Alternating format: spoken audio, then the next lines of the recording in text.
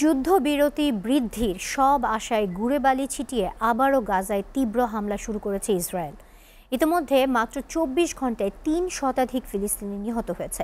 এবার খোদ ট্রাম্প প্রশাসনের সাথে আলোচনা করেই এই বর্বরতা শুরু হয়েছে বলে নিশ্চিত করেছে হোয়াইট হাউস। ফলে সংঘাতের এই নতুন ধাপে গাজায় আরও মানবিক বিপর্যয় ঘটতে পারে বলে ধারণা করা হচ্ছে। বিস্তারিত সুবর্ণা রহমানের ডেস্ক প্রতিবেদনে। ইসরায়েলি বাহিনীর নারকীয় তাণ্ডবে মৃত্যু উপত্যকায় পরিণত হয়েছে অবরুদ্ধ গাজা। সোমবার গভীর রাতে সেহরির সময় গাজা জুড়ে ব্যাপক আকারে বিমান হামলা চালায় ইসরায়েলি বাহিনী।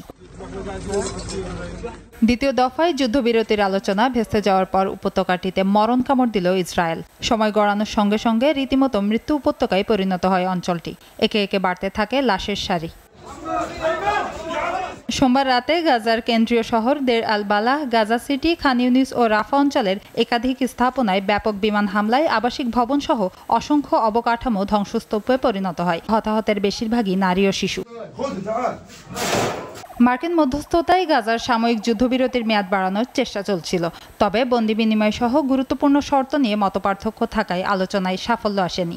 মার্কিন প্রেসিডেন্ট ডোনাল্ড ট্রাম্পের সঙ্গে আলোচনা করেই ইসরায়েলে হামলা চালিয়েছে বলে নিশ্চিত করেছেন হোয়াইট হাউসের প্রেস সচিব ক্যারোলাইন লেভিট। এদিকে আগের চেয়ে আরও শক্তিশালী সামরিক অভিযান পরিচালনা করার কথা জানিয়েছে ইসরায়েল। স্থল অভিযানেরও হুমকি দিয়েছে তেল আবিব। আন্তর্জাতিক পর্যবেক্ষকরা বলছেন সংঘাতের এই নতুন ধাপে গাজায় মানবিক পরিস্থিতি আরও জটিল আকার ধারণ করবে। Subarna Rahman, SA TV, international desk.